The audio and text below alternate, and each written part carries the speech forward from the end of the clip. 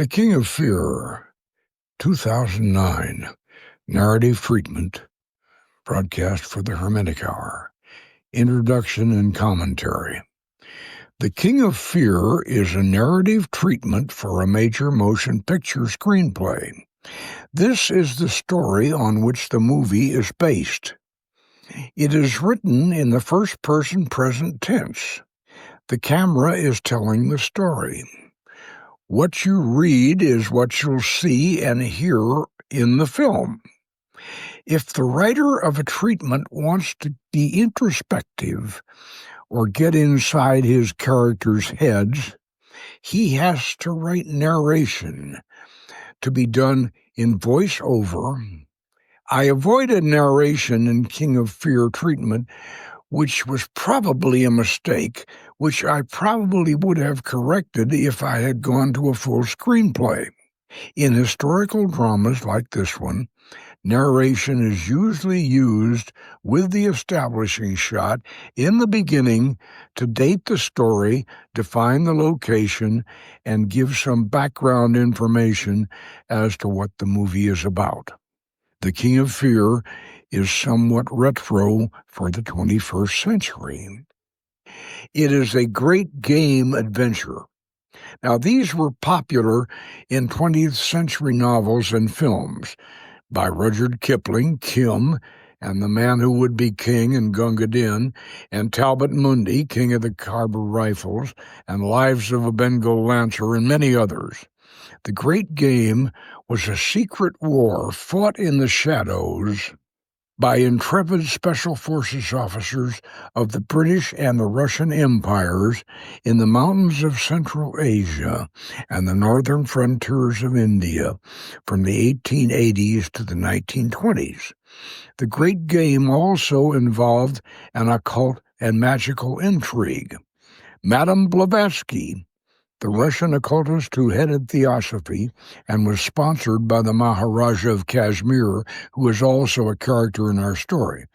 Blavatsky was suspected of being a Russian agent controlled by our master villain, Vaughan, the Russian High Lama, the King of Fear himself. In reality, Vaughan was more of a heroic than a demonic figure, and deserves a big fat book and a long, colorful film about his exciting life. But no matter. In our story, he makes a great villain, as he was imagined to be by the British Raj at the time of our story. But demonizing Dorjiev is not the worst of my literary sins. I have dared to transform Helena Blavatsky into a young and very sexy femme fatale. I am reminded of the journalist interviewing Alexander Dumas. Monsieur Dumas, it has been said that you have raped history. To which the master replied, yes, indeed I have, but you must admit I have produced a beautiful offspring. And in the character of Lana Varushka, I have come no closer to the real Helena Blavatsky than Monty Python came to Jesus in their Life of Brian. She is not a female Mahatma. She's just a very naughty girl. Now, with that said, let's get right on into it. King of Fear, 2009. Narrative treatment for a feature-length motion picture by Poke Runyon.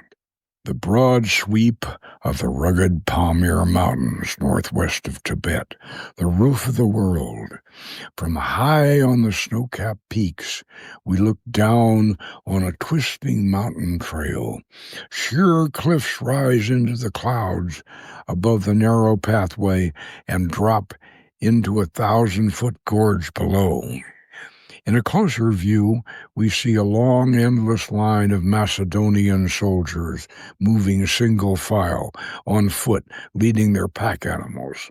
At the head of the column, following a barefoot hermit dressed in rags, rides the only man on horseback, Alexander the Great. On screen, Pamir Mountain Range, Central Asia, 326 BC. Alexander halts the column. The way ahead appears to be blocked by a towering rock wall where the path seems to end. A Macedonian general mutters, It's a dead end, my lord. We have to turn back. But the hermit strides up the trail. He seems to sink into the ground until he disappears. Alexander smiles and orders the troops forward. They march over the edge and down into a vast, high-vaulted cavern. The troops proceed by torchlight, farther and deeper into the subterranean realm. In a great gallery, they come to what appears to be another dead end. The way is blocked by a giant 80-foot-high statue of Buddha, with eyes closed and the third eye open, carved out of the living rock. A steep stairway leads up to a ledge under the Buddha's knees. Here, on a massive rock-carved throne, flanked by flickering torches, sits a robed figure wearing a golden mask, fashioned in the likeness of Buddha himself. Alexander strides up the staircase and confronts the masked figure. "Who are you?" he asks. "Some call me the master of the world. To others I am the king of fear." "I am master of the world, and there is no king whom I fear. Take off that mask," Alexander says. "As you wish." The figure removes the mask, and Alexander steps back in shock. He's staring at his own face, and as he stares, the face ages. The flesh rots away, and a skull answers him in his own voice. "Master of the world, for one brief moment in the span of eternity, and now you know why I am likewise called the King of Fear." Alexander overcomes his odd reaction. "I have no time for this. Which way to India?" The figure replaces his mask. "Take the left-hand path, but make haste. With summer solstice, the gate will close, and your time is already short, master of the world." Sunlight begins to glow behind the left side of the giant Buddha. Alexander and his troops march through the opening and emerge on a windswept ledge 10,000 feet above the distant green hills of northern India. However, the path beyond the ledge leads across the edge of a great glacier, filling a gorge between two soaring peaks. The noonday sun is almost directly above the narrow cleft of the gorge, beginning to illuminate the ice with an awful brilliance as the troops make their way across the dangerous passage. In a long view, far down the glacier's moraine, we look up at the overhanging ice bridge, which spans 1,000 yards between sheer mountain walls on either side. We see Alexander's army marching in column like a procession of ants, crossing a vast white expanse under a shimmering, jewel-clear sky. In a closer view, a soldier falls on the slick ice and slides over the edge. His scream fades in the wind as the other soldiers pour horse fodder on the slippery spot. On screen, India, Northwest Frontier, 1896 AD. A shovel bites into the dirt and strikes something metallic. A voice shouts, No, be careful with that." Professor Percival Hotchkiss jumps down into the pit. He pushes the digger aside and takes over with a trowel and a brush. He quickly uncovers a corroded bronze helmet and a moldering skull. "Lana, come over here, quick." Lana Varushka, a beautiful blonde Amazon, is a short distance away, watching the screens where debris is being sifted for artifacts. She hurries to the pit. "Macedonian Hippolyte," Hotchkiss said. "He washed down from right up there." He stands and points toward the mountains. "If we follow this dry wash, we'll find the Iskandar Pass." He turns and shouts to an assistant higher up on the ground, standing by a tripod-mounted heliograph. "Flash Hajji Mahmoud XXX Eureka!" The Indian operator shouts back, "How do I spell Eureka, Percy Saab?" "Professor Hotchkiss to you. Now get Hajji down here." The operator begins to flash toward the mountains. He is answered by a series of distant flashes. At the uphill station, Hajji Mahmoud Hassan mounts his black mare, while behind him his companion, Rudra Bhawani, leaps into the saddle.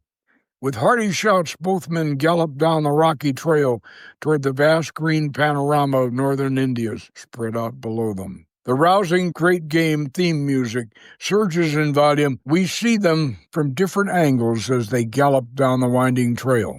The opening credits appear on screen as we follow their descent. Both men are dashing figures out of an earlier time. Hajji Mahmoud wears a green turban, an open white shirt, a green sash, khaki jodhpurs, black boots, and a black leather gun belt supporting two 10-shot Mauser automatic pistols. His companion is all in black except for a red sash and a red scarf masking his face under his black turban. A Lee Metford carbine, a bandolier of cartridges, and a small pickaxe complete his equipment. They ride through a mountain village. Excited children run behind them. A little boy stares after them with a longing in his eyes. Just before entering the archaeological campsite, Rudra Bhawani reins up, salutes Hajji Mahmoud, and rides off in another direction. The Hajji rides into camp alone. In the pit, Lana Varushka kneels and puts trembling hands on the helmeted skull. Her eyes roll up, and she begins to quiver in a shamanic trance. She speaks in a strange language. Professor Hodgkin stands close behind her, jotting her words in his notebook. Hajji Mahmoud appears at the rim of the pit. He looks down, listening to Lana as she continues. His expression is guarded. When she concludes, he says, "Sounds like Greek." "Ancient Greek," Hodgkin corrects him. "If you had completed your studies at Oxford, you would understand it." He answers with a somewhat fatherly smile. Hajji gives Professor a hard look.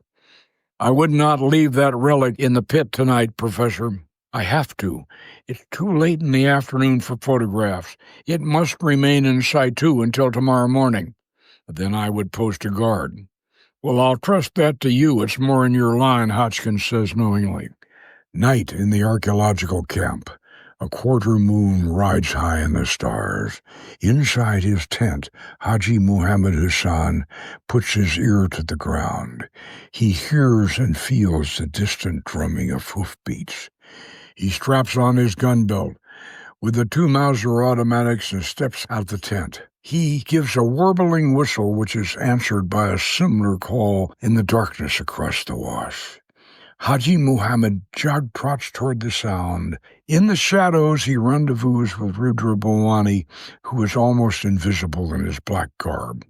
"Here, take one of my guns, more firepower. We'll catch him in a crossfire," Hajji says. They move into the shadows on either side of the pits. A troop of armed horsemen, all wearing demon masks, thunder toward them along the dry wash. The riders rein in at the archaeological pits. Hajji and his companion open fire from opposite sides of the camp. They fire rapidly from several different positions. From the viewpoint of the riders, it appears that they are being fired upon by a whole squad of riflemen. The horsemen quickly wheeled about and galloped back the way they came, leaving one of their number writhing on the ground. The camp is aroused. Bhawani gives Hajji back his pistol and disappears. The Hajji bends down close to the wounded horseman and takes his mask off. "Who are you? Who sent you?" The man spits blood in Hajji Mahmoud's face and then dies. Professor Hodgkins leans over Hajji's shoulder. "Tibetan?" he asks. The Hajji pulls off the dead man's leather helmet, exposing a shaved head with a stylized blue wolf tattooed around his scalp lock. "No, Buryat Mongol," Hajji Mahmoud replies. "With a Russian rifle," Hodgkins observes, "and Russian cartridge belt," Hajji mutters. Hajji Mahmoud Hassan, Captain Alan Vaughan, with his face veiled, enters a military tent. Major Fergus McAnders sits behind a campaign desk. He looks up and gestures to his CP orderly out of the tent. Vaughan pulls the tail of his turban from his face. He drops the Russian carbine and the cartridge belt on McAnders' desk. Moson Nagant Dragoon model, and it's not third-hand junk. It's new out of the box, and so is the bandolier. Cossacks? McAndrews asked. Russian Buryat Mongols, a whole troop. They were after the skull and the helmet. Corporal Bawani and I tracked them north along the dry wash this morning, but we lost the trail when it got rocky. And now I'm afraid Professor Hodgkins knows who I am. Oh, I thought you'd muck it up, Captain Vaughan, the dour Scot mutters half to himself. Vaughan sits in a camp chair and puts his boots on McAndrews' desk. The major gives him a disapproving look. If I'd been sitting at your court-martial board following your year-long vacation in Afghanistan, you would have been hanged for desertion, Mr. Vaughan. Now get your filthy boots off my desk. Vaughan smiles and lowers one boot. In Scotland, one is seldom found not guilty. The Scottish version is often rendered not proved, but it doesn't matter as long as our intelligence department finds me useful. I'm not sure of that. Percy Hodgkins saw through your little disguise, didn't he? Vaughan brings down his remaining boot. I told you Hodgkins was going to recognize me. He was my mentor at Oxford back in '89. I was over at his flat 3 times a week. Did he compromise you in front of the Russian woman? Well, he would have if she hadn't been communing with the spirits at the time, but we can't assume that he hasn't already told her. Oh, I doubt that he has, McAndrews said with a smug expression.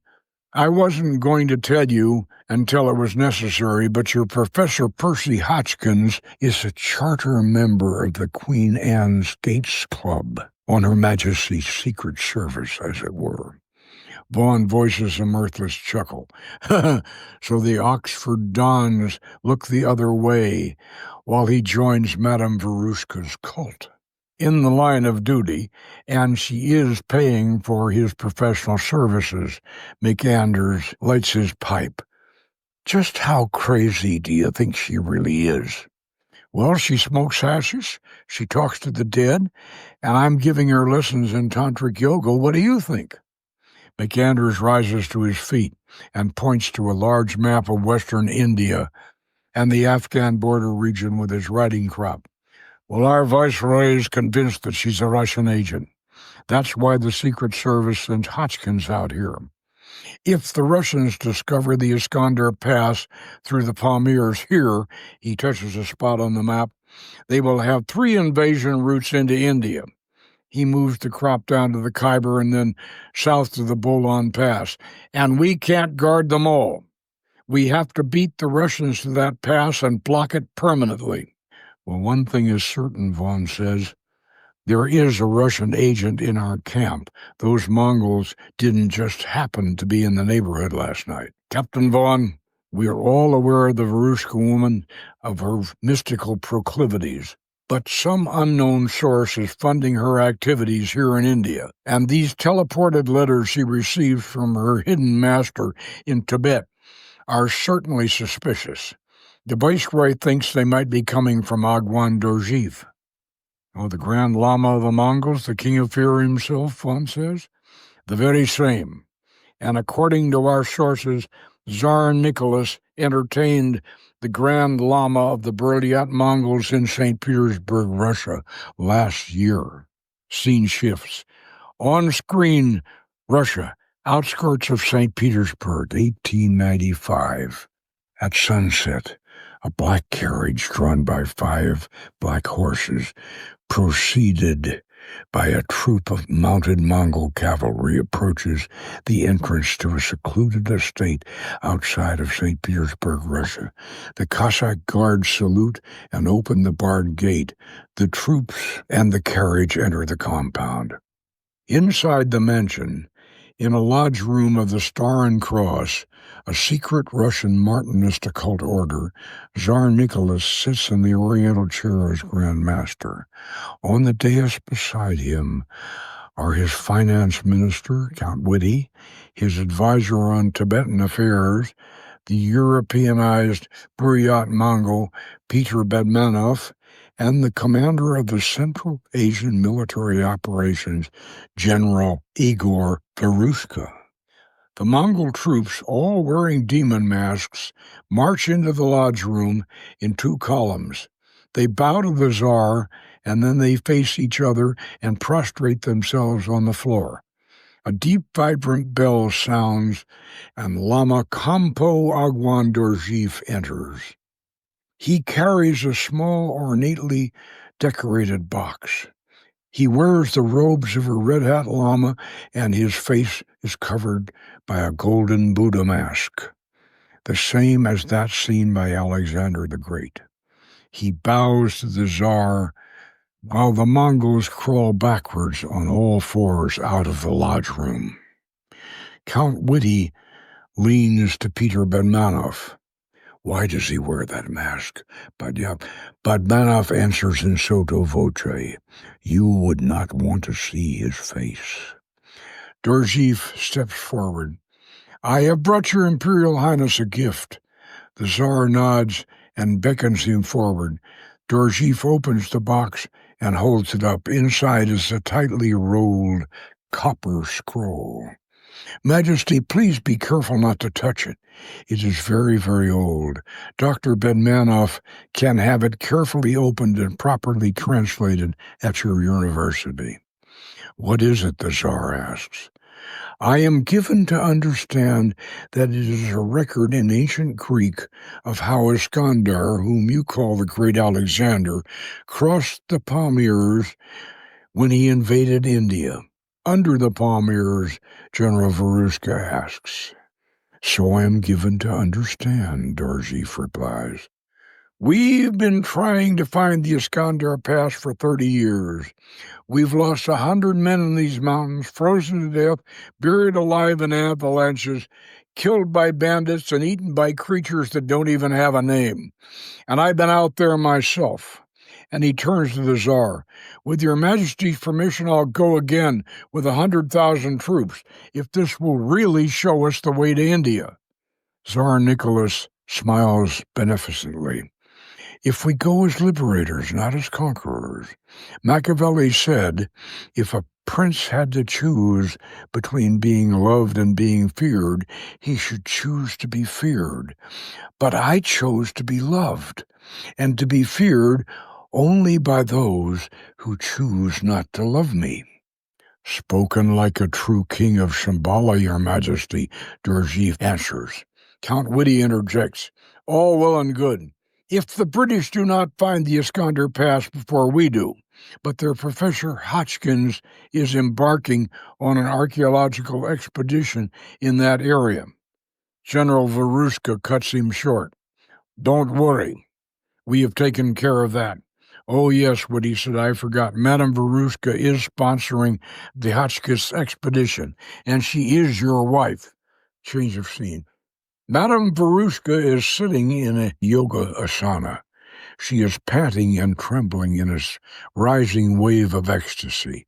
She wears only a white silk dressing gown that has fallen open to the waist as she shudders and convulses, nearly exposing her ample bosom. Oh, what a spiritual experience, she cries, with her eyes still closed in reverie. Ellen Vaughan, the Hajji, wearing his blue Sufi robes, is facing her. He eyes her figure with a wry smile. Yes, very arousing, but you must be careful. This energy is quite powerful. It can transform you, or it can destroy you. Her eyelids flutter open. Yes, Master, you are right. We cannot give this secret to the West. I will write about it only in veiled terms. We will hold you to your vows, sister. A question. Vaughan nods. You are a Sufi master, but I thought Tantra was a Hindu practice. Well, not precisely. Even Sufi Muslims have a secret version of it. We call the chakras the Lataif, and the Tibetan Buddhists practice several variations of Tantra. The highest and the ultimate is the Kala Chakra, which may be older than the Buddha himself, and contains the essence of all major religions. Her eyes widen in awe. Are you a Kala Chakra initiate? If I were, my lips would be sealed. You have been to Shambhala? She whispers.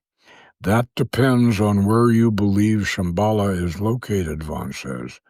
A bell rings, a door opens, and blindfolded servants in white livery announce, "His Highness the Maharaja invites you to dinner." The sumptuous dinner in the royal palace of Kishwar is hosted by the Maharaja himself, Baba Hazur Singh, a tall, handsome Sikh in his early 40s, dressed all in white. Madame Varushka sits on his right, Alan Vaughan on his left, with Professor Hotchkins and a British investigator from the Psychic Research Association, Dr. Alfred Bernard, facing each other across the table. The host blesses their meal with a mantra. We fast fade through 4 courses in small talk. Over dessert, Bernard addresses their host. Your Highness, our Oriental scholars in London are somewhat confused by what Madame Varushka presents in her writings as esoteric Buddhism. Do you have Buddhists in your country? Oh yes, here in Kishwar we have Buddhists, Hindus, Muslims, and even a Christian or two. You see, we are at a center point where China, Russia, India, and Afghanistan all come together. Just beyond these mountains, I myself am a Sikh, a follower of Guru Nanak, whom we believe gave us the spiritual essence of all 4 religions. But I would never impose my personal beliefs on any of my subjects. But you have knowledge of Tibetan Buddhism, do you not? I'm familiar with the Kalachakra Tantra, but no one knows how ancient that system may be. It was practiced in Shambhala even before Buddhism came to Tibet. Professor Hotchkins leans forward. According to legend, Shambhala is a hidden sanctuary where the masters of Kalachakra confer the secret of immortality on their initiates. It is the holy grail of Eastern mysticism, he says with intensity. Oh, so I've heard, Bernard concedes. But would you say that the teachings of Madame Varushka receives from her secret master are Tibetan Buddhist? The Maharaja smiles. I would say that the Lord Buddha, Isa the Nazarene, the Prophet Muhammad, Guru Nanak, and the Masters of Kalachakra were all teachers of the same truth. But do you believe that these letters she receives in her seances are actually teleported here from Tibet? Well, I've seen stranger things, Dr. Bernard, but I understand that Madame Varushka has agreed to let us observe a seance where she will perhaps receive one of these teleportations, and you may judge for yourself. The palace chamber reserved for the seance is dimly lit, with a high ceiling that cannot be seen from the floor. Madame Varushka sits on a throne atop an elevated dais. She wears a white silk dressing gown, already loose enough to remove any suspicion of undergarments.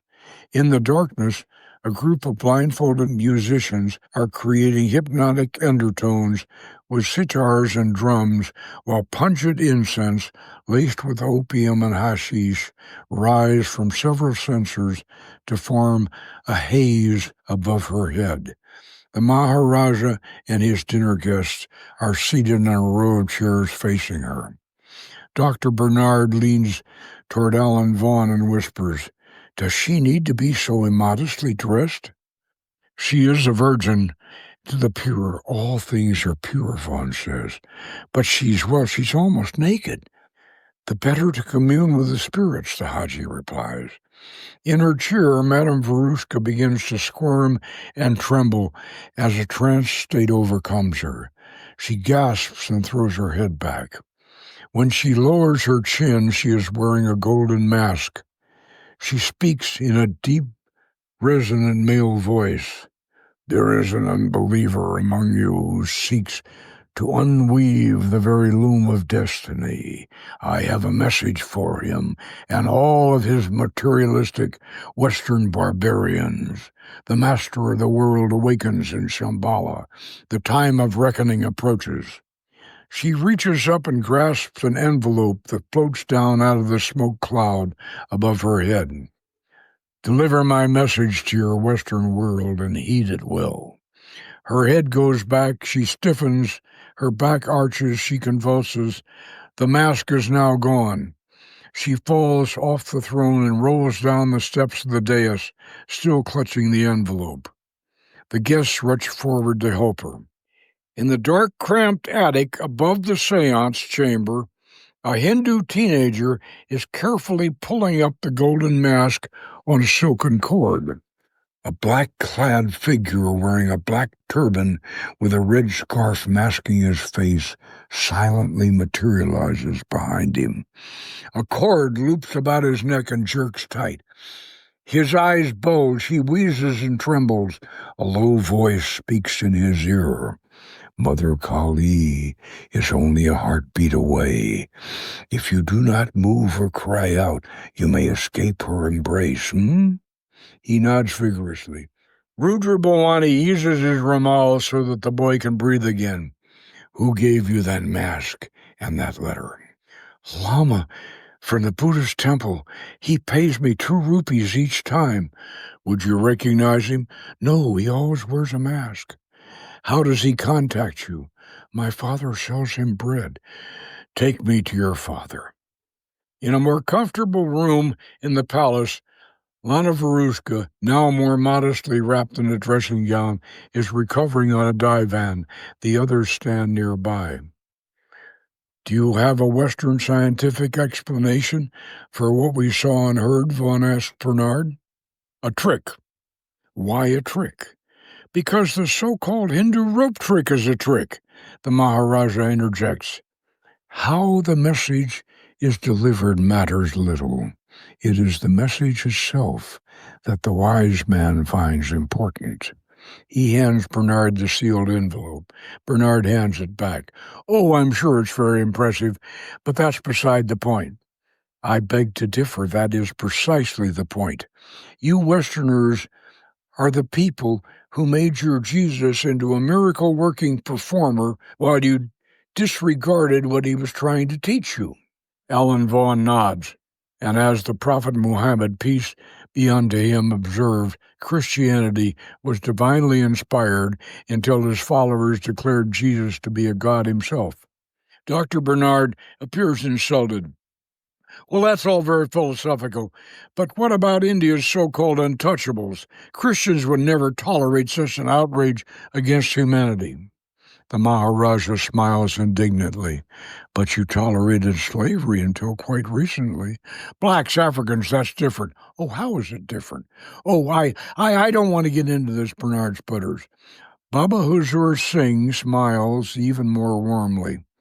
We have no untouchables in my kingdom, but I will admit there are a few here in my kingdom. Personally, I don't find them unworthy. It is only the unteachables whom I find unworthy. The Maharaja bows to his guests and exits. In the marketplace, Alan Vaughan enters an empty astrologer's booth and takes a seat behind a painted bas-relief of the elephant-headed god Ganesha. The god's eyes are polished beads of amber. I have Mars in the 12th house, Vaughan says. Secrecy serves you well, a muffled voice replies from behind the god. And my moon is in Scorpio. The amber eyes flip open. Dark human eyes peer out at Vaughan through the empty sockets. He was a mere child. He knew nothing. Subadar Corporal Rudra Bhawani says in a low voice, a masked monk from the Buddhist temple paid him to drop the letters through the ceiling and to pull up her mask on the silken cord. The monks whom I questioned will not discuss the matter. Good work, Bhawani, but I'm afraid that's a dead end. It would appear so, Vaughan Saab. Tomorrow, same time, I have another job for you. I will be here. The amber eyes click back in place. Lana Varushka, once again in a state of trance, sits before Alan Vaughan. He is also in an asana, holding a notebook and a pencil in his lap. I see the beautiful vista of the hidden kingdom, she whispers. Say on, Sister Maya. Your scribe attends. It is surrounded by an outer wall of snow-capped mountains.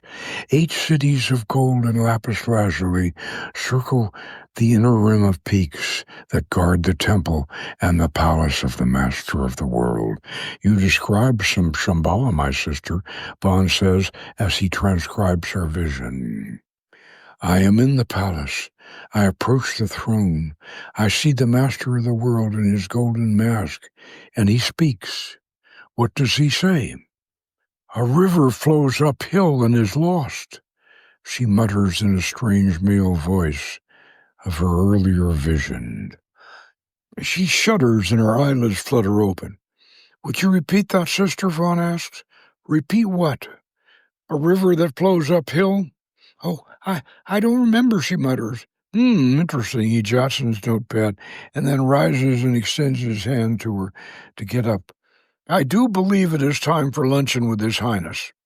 After luncheon, served in a shaded palace garden, complete with a fountain and wandering peacocks, the Maharaja holds court over dessert. Dr. Bernard has departed, leaving only Alan Vaughan, still in his Persian persona, Madame Varushka, and Professor Hotchkins at table with His Highness. If you will indulge me, the Maharaja says, I would like to revive an old custom in which travelers to other lands entertain their hosts with stories of their adventures. And such distinguished company as this, I am certain that we have remarkable and even inspiring stories to tell. He eyes each of the guests, setting his gaze upon Alan Vaughan. Please tell us, Hajji Mahmoud Hassan, how did you become a Sufi? Vaughan makes a polite bow and begins hesitantly. You understand that Sufis reveal their truths in metaphor. We don't lie, but the literal meaning of what we say might be misleading to all but the wise. Keep that in mind, and I will tell you my story. I was born and raised in Isfahan in Persia, a son of Kurbali Hassan, the celebrated barber of Isfahan. But I was his son by his second wife, whom he had divorced. As Vaughan's voice continues off-screen, we see him as a young college student at Christ Church's College in Oxford, England, not Persia. I was studying at the Shah's Royal Academy in Tehran to be a man of letters when my father died. We see a funeral in Wales with other family members eyeing young Alan with hostility. Vaughan's voice continues. I found myself disinherited, and I was forced to abandon my studies. Fortunately, I had an uncle who was a colonel in the Shah's household cavalry. He secured me a commission. We see Lieutenant Vaughan graduating with his class at Sandhurst, marching in their red coats with the Union Jack flying from the reviewing stand flagpole. And soon I rode off to the wilds of Khorasan and to protect the eastern borders of Persia from the Turkoman raiders, and I was eager to prove myself in action. We see Alan Vaughan on horseback in British Army khakis, leading a column of Indian troops up a precarious mountain trail in Afghanistan. The patrol is ambushed by Pathan tribesmen. Before Vaughan can dismount, his horse is hit and bolts forward over the cliff. Man and horse plunge into empty space and disappear into a bottomless crevasse. I don't know how long I lay there, paralyzed, hoping I would die of my wounds before dying of thirst. But then an old man and a little boy came upon me. They could see I was a foreign soldier and not an Afghan, but they gave me water, and they put me on a litter and carried me for miles to the humble dwelling of their master, a Sufi sheikh. We see all of this happening to Vaughan as he continues. Almost every bone in my body was broken, my back in 3 places. They seemed to have no medicine, but they had prayer. They prayed over me constantly. All of the Sufis in that little circle, chanting verses from the Holy Quran over and over. For weeks and months they prayed. And then one day, After the winter snows had melted and the wildflowers bloomed on the hillsides, I got to my feet and I walked down to the well for a drink. And the old sheik met me there and asked me how I liked the water. I told him it was the best I'd ever tasted, and he told me that was because they had prayed over the well as much as they had prayed over me. And so I filled a goat skin with that wonderful water from the well, and I walked all the way to Mecca and kissed the black stone, and that's how I became a Sufi. The Maharaja smiles knowingly. Thank you, and I know that your story is essentially true. Vaughan smiles back, essentially. Lana Varushka appears puzzled. Hajji, it is my understanding that Sufism is divided into initiatory orders, much like Freemasonry in the West, and that each of these orders has its own traditional teachings. Might we know what Sufi tradition you follow? The Sufi smiles enigmatically. To answer that question, I must relate the rest of my story. Again, we fade into flashback scenes as Hajji continues. When I returned from my pilgrimage, I found that our little community in the hidden valley had been raided by the followers of a Wahhabi imam who called himself the enforcer of Sharia, who had declared a jihad against all Sufis. My old master, the sheikh, was murdered, his body burned, his ashes scattered to the winds. I tasted the water from the well, and it was bitter with poison. I journeyed to Kahandar and found the grand sheikh of our order. He and his circle were all in hiding. He gave me permission to adopt the wandering Sufi tradition that we call Akbaran, following the teachings of our first master, Ibn Arabi. And so I am not affiliated with any Sufi order. I am free to study and practice the spiritual disciplines of alchemy, Kabbalah, and Tantra. And as you know, I am also a Freemason. And you pray 5 times a day to Allah, Lana Varushka asks. Vaughan laughs. I must. If I do not, I'm afraid I would fall apart. Did you also walk to Shambhala, Lana Varushka asks. Vaughan pauses before answering. As I said earlier, that depends on where you believe Shambhala is located. In the Sufi tradition, we have a parable about the mysterious Simurgh, who was said to be the great king of the birds. And according to the story, 30 birds flew to the ends of the earth searching for Simurgh's kingdom. And they finally found the kingdom, but when they met King Simurgh, they discovered that he looked exactly like each one of them, because the mysterious word Simurgh means 30 birds. The Maharaja wears a knowing smile, but Lana stares at the Sufi, at Hajji quizzically. Let me put it another way, Vaughan says. You may journey all the way to Shambhala seeking to find God, but you will not find him there unless you have brought him with you. Now Lana understands.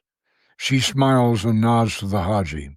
Perhaps after dinner this evening, Madame Varushka can entertain us with one of her mystical adventures, he says.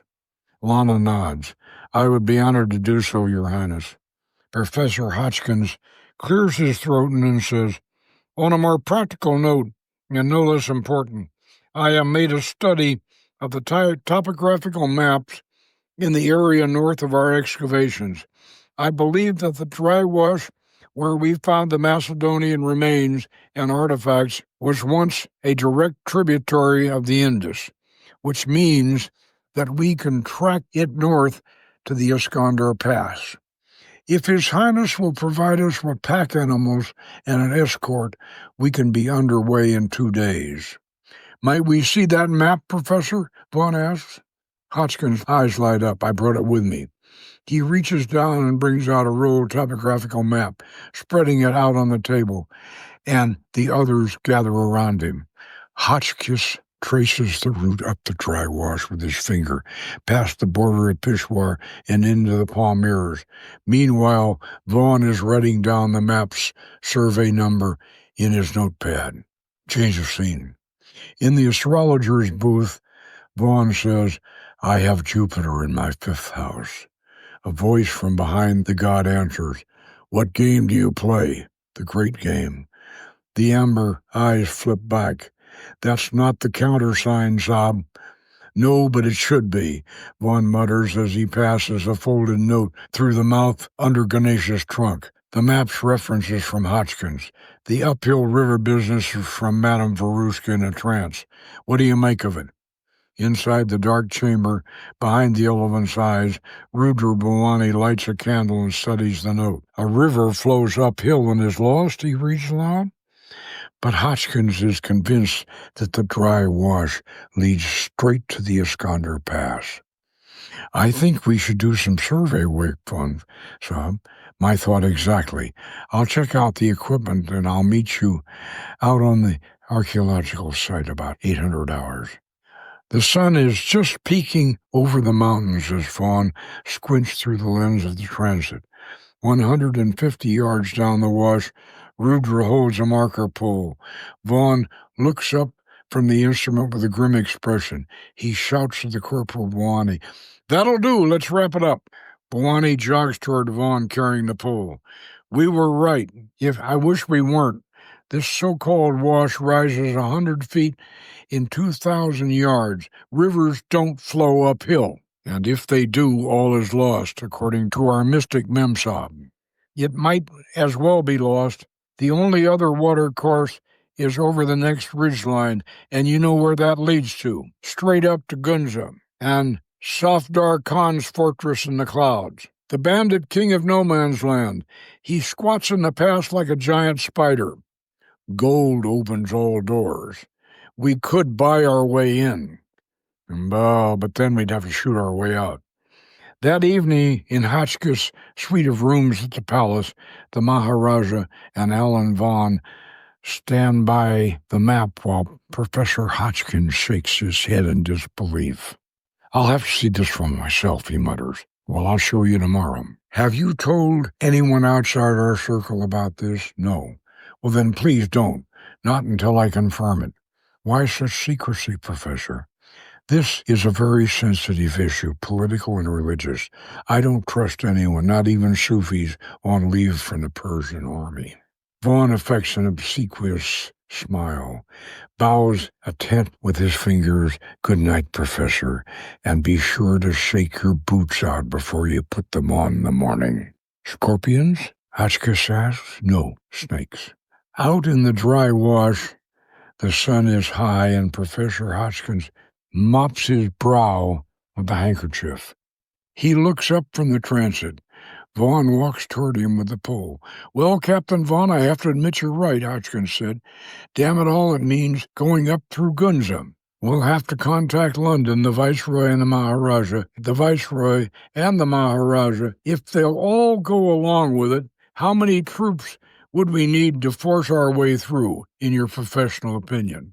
"Well, at least a regiment Gurkhas would be best, with artillery support.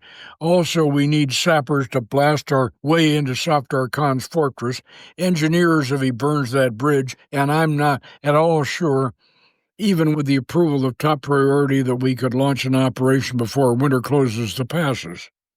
"Well, what's the possibility of doing it on the sly?" "Oh, we might bribe our way past the fortress, but they'd ambush us on the way back. We'd be better off going across the Chinese border, and then it's a long way home." "Get down, Professor," Vaughan suddenly grunts, trying to pull Hotchkiss back off the crest of the mound, but we see the professor remains erect. "Good heavens, what's this?" Hodgkins stares across the gully at a group of horsemen riding toward them. The horsemen trot closer, and we see the masked riders on Mongol cavalry. There are at least a score of them, all armed with rifles. The Mongols spread out in a skirmish line and rein up 25 yards from the mound where Hotchkiss and Vaughan are standing. The leader of the Mongols raises a standard with a third-eyed Buddha mask and horsetails. The riders raise their rifles and voice a terrible shout in unison. But just as they are preparing to charge, an Indian funeral procession comes into view. Wailing men and women pour ashes on themselves. An elephant with a tall screened howdah lumbers along behind the mourners. The Mongols seem perplexed. They argue with each other, then apparently decide to attack the funeral procession and the British surveyors by splitting their forces. Just as they wheel and turn, the screens on the elephant's howdah fall off, and we see Rudra Bhawani in his black turban, red veil, and black smock, Thuggy pickaxe in his red sash, standing behind a tripod-mounted Gatling gun. He turns the crank and unleashes a rattling fusillade of bullets at the Mongols. Their masks and horsetail standard disintegrates. He lowers the Gatling and kicks up a cloud of dust in front of their horses' hooves. Again, the Mongols retreat, galloping out of the wash to disappear into the hinterlands. Professor Hodgkins is still mopping his brow. I didn't know thugs had Gatling guns, he muses. I didn't either, says Vaughan. I suppose we should report that. They walk down the wash. Vaughan picks up the bullet-ridden, three-eyed Buddha mask from the shattered standard, handing it to the professor. What do you make of this? Gold leaf over papier-mâché, fairly recent. Significance? You know as well as I do what that is, Vaughan asked. Vaughan nods. The king of fear, Dorjif. And Dorji means thunderbolt. Hodgkins adds. And his thunder riders of Shambhala, Vaughan mutters. In an open book, we see a woodcut print of the king of fear leading his thunder riders against the forces of evil in the final battle. Vaughan closes the book and glances at Rudra Bhawani across the table in the astrologer's booth. Bhawani wears spectacles and an embroidered cap and vest, the very picture of a Hindu babu. He has a horoscope and an ephemeris in his hand. Thanks, Rudra. That was quite a show you put on out there. Well, you know my motto, Vaughan Saab, to the rescue. Mongols aren't native to India. Why were you so merciful? Oh, I tried to kill them all, but the tripod was not cooperating. How much did all that cost, Vaughan asks. Oh, 563 rupees and change. Ouch! Well, the mourners came cheap. It was the elephant that was expensive, and it was the only one in town. I'll have to justify that to Major McAnders. The god Ganesha's eyes flip open and a gruff voice says, You needn't bother, Mr. Vaughan. We all know your escapades are always expensive. Vaughan gives Ganesha a dry look. We have a serious problem. All of your problems seem serious. What now? You were right. One of our inner circle at the palace is definitely a Russian agent. Oh, the Varushka woman, obviously. Oh, she wasn't with us last night when we discussed the different route to the Iskander Pass, and those Mongols were waiting for us when we got out there the next morning. The Maharaja must have told her. Well, perhaps. Play it close, and you'll get no military support if you plan to visit Safdar Khan. If you want us to find the Iskander Pass, we'll have to go through the fortress in the clouds. Then be sure you carry a letter of introduction from the Maharaja to the abandoned king of the Pamir Gap. As Captain Vaughan? No, as Hajji Mahmoud Hassan. But if we don't hear back from you in a week, we might send a patrol up there looking for you. So be sure to remember your authentication, and do keep in touch. Well, at least you can fill my grocery list. He hands Rudra a small envelope. It's in cipher. Rudra claps his hands on the teenage boy. Antaka Bhawani appears as if from nowhere. He gives Vaughan a smart British Army salute. Here, take this to Colonel McGregor in Simla. On the double, Rudra orders, handing the boy the envelope. The lad hides it between the sole and lining of his sandal and salutes again and quickly disappears. You trust that boy? Vaughan asks. Absolutely, he's my son. You didn't tell me you had a son. Well, until now you didn't need to know, Rudra smiles smugly. Rules of the game, Vaughan mutters. That evening in the palace, the Maharaja again hosts Alan Vaughan, Professor Hodgkins, and Lana Varushka at dinner. Following the meal, he graciously asks Madame Varushka to share with them how she became a famous spirit medium and an authority on the occult. She seems embarrassed. I can relate my story only if I pledge you all to secrecy. The events that set me on my present course of life are strange and even terrifying, and if they were to be revealed to the public, very important people in Russia would be involved, and they do have a long reach. I assure you that your story is safe with me, Countess, the Maharaja says. By the level, Vaughan says, holding his hand under his bearded chin so that his Masonic ring is visible. On the square, Hodgkins said, lifting his Masonic watch fob out of his vest pocket. Then I shall comply, she says, lifting her chin and letting her eyes go out of focus. She speaks in hypnotic tones, as if from a trance state. I was the only child of an old aristocratic family. My mother died soon after I was born. We once had a great estate near the town of Yaroslav on the Volga, but my father's extravagance, his gambling, and his bad judgments in business had reduced our holdings down to a manor house itself, with which we could no longer maintain. We couldn't even pay our house servants. As she speaks, we visually fade into the vision she is describing.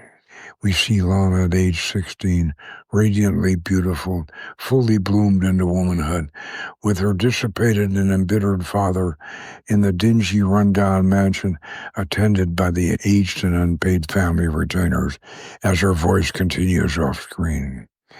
We were a steadily worsening situation, though through most of my childhood I escaped into a world of my own. When I was not reading books about the wonders of the ancient world, I was out in the fields and in the forest, meeting and communing with the spirits of nature. I would sit on my mother's grave and see her and speak with her as clearly as I saw and heard my living father. I was in this physical world, but not of it. The one physical activity that I loved was dancing, and yet I should not call it a mere physical activity because it transported me into another world. We had an old gramophone, and it was my magic carpet to ecstasy.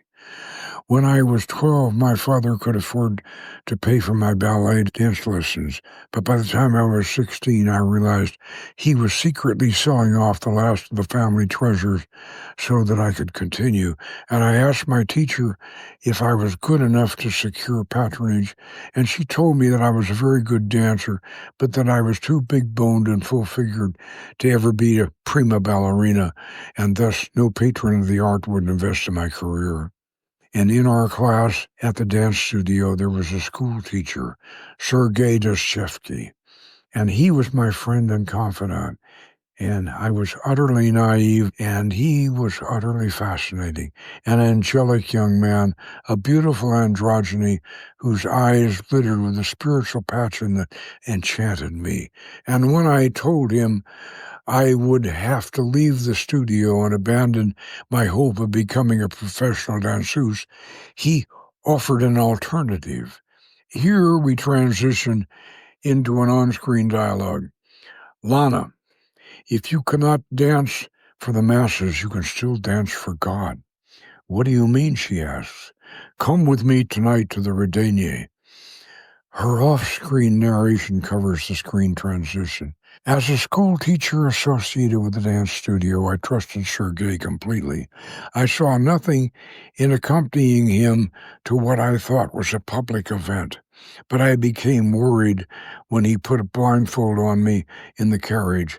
We see Sergei helping the blindfolded Lana out of the carriage. He leads her down a dark alley to the back of a warehouse with a heavy metal door. He knocks twice and then 3 times. A small hatch in the door opens. An eyeball stares out. The hatch closes and the door opens. And as the door closes behind them, Sergei removes Lana's blindfold. And from her point of view, we see the vast, high-ceiling chamber, hazy with smoke, and lit by hundreds of candles, over 50 people from all walks of life, on benches surrounding an open floor of packed hard earth. And the far side of the circle, sealed in a raised platform, is a pale-faced fat man in a white robe and headdress. Above him hangs a blue banner upon which is embroidered a descending white dove. I bring a beautiful young goat to our flock, Master of Gods. Indeed so. We hope she will soon become a lamb, the Master with God replies. Let the redanyi begin. Sergei conducts Lana to a bench. The service begins with singing and chanting. The congregation rocks and sways in unison, inducing a group mind and a group motion. Lana joins in, and she is soon in a trance, and the chanting reaches crescendo pitch. A pair of musicians with balalaikas strike up a fast dancing tune. Sergei Dostoevsky leaps out into the circle. He is in shirt sleeves with his hair flying as he whirls with his arms spread wide, faster and faster like a dervish. As he's foot-stomping, hand-clapping, and chord-strumming music drives him on. Others join him. The whole congregation is on its feet, stomping and clapping. One after another, they commence dancing. Men and women begin tearing their shirts and blouses. They begin lashing each other with birch rods. Lana is dancing with them, now naked to the waist. Sergei himself is thrashing her. Yes, yes, she gasps. Suddenly there is a horrible scream. A struggling man is being held down by 4 burly, white-robed cultists. A bloody knife is held up for all to see. A bloody something is dropped into a brazier of glowing coals. One of the white-robed acolytes takes a branding iron out of the brazier, and in close view we see the red-hot tip shaped in the form of a dove with wings spread. Give him the great seal, the Master of God declares, and with a kiss and another shriek the seal is administered. Lana is shocked out of her trance. What happened to him, she asks Sergei. He surrendered his manhood to God. But what could a woman surrender? The sacrifice is similar, and the pain is equally exquisite. We return to the Maharaja's dinner party.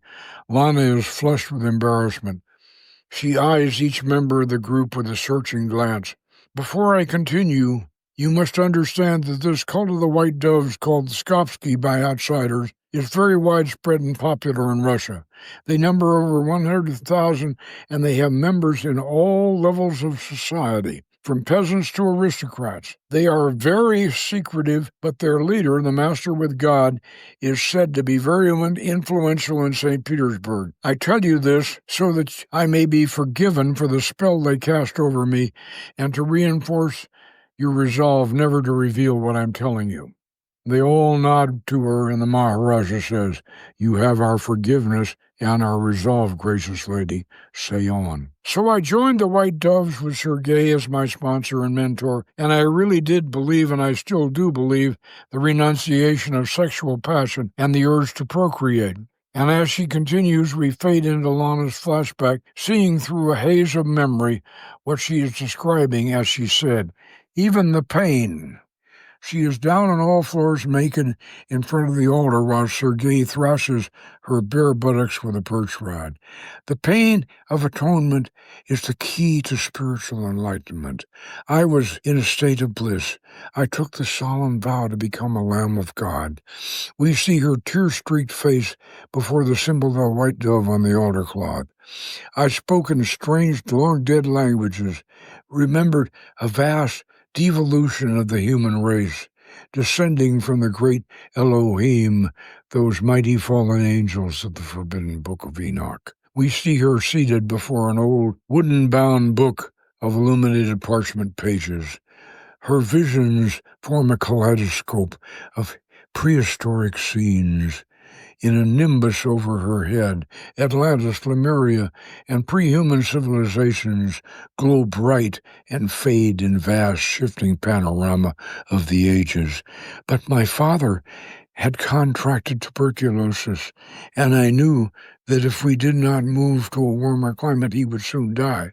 And yet there was no way we could afford to move, and we no longer owned even the old house we lived in. It was then that I met Count Igor Varushka. He offered the only solution. If I married him, he would support me and my father and move us to his summer dacha on the Black Sea coast. We see Lana and her count in his Russian army dress uniform taking their marriage vows in an Orthodox cathedral. He is mature and handsome, with a steel-hard carnivorous glint in his eye as he appraises Lana's womanly charms, which he obviously believes are soon to be his. Before accepting his proposal, I had tried to explain my deep moral convictions and my vow of chastity, and he humored me, thinking it was all just silly girl talk. And in the bedchamber on the wedding night, she recoils from his advances in terror. After several shots of vodka, Count Igor tries to rape her. She has a seizure and lies on the bed unconscious with her eyes open. He smashes the vodka bottle into the dressing mirror and staggers out of the bedchamber.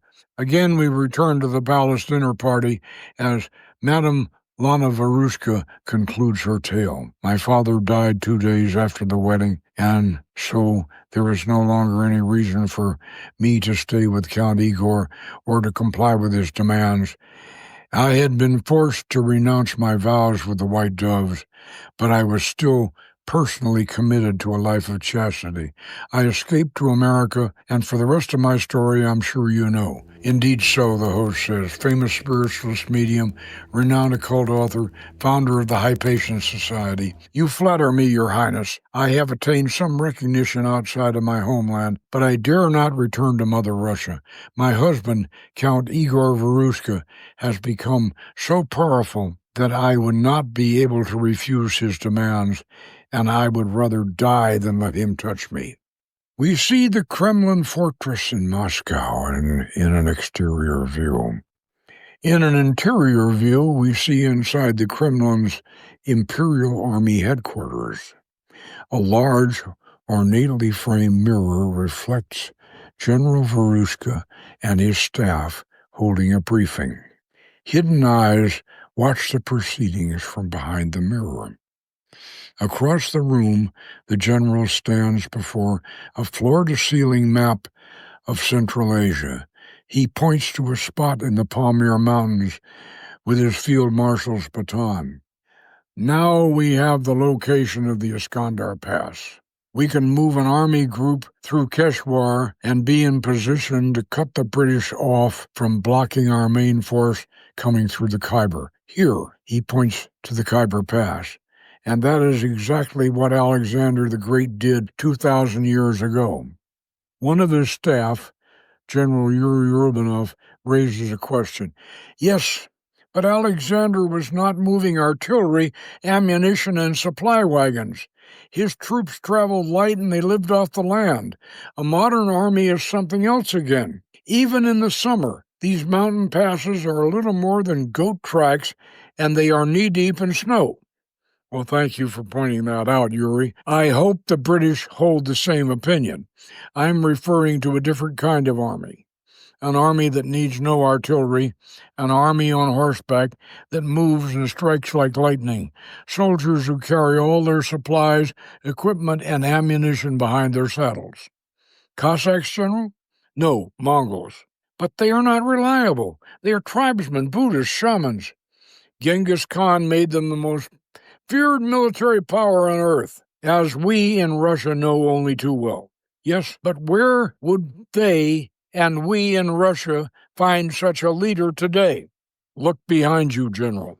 Lights come up in the dark chamber behind the great mirror.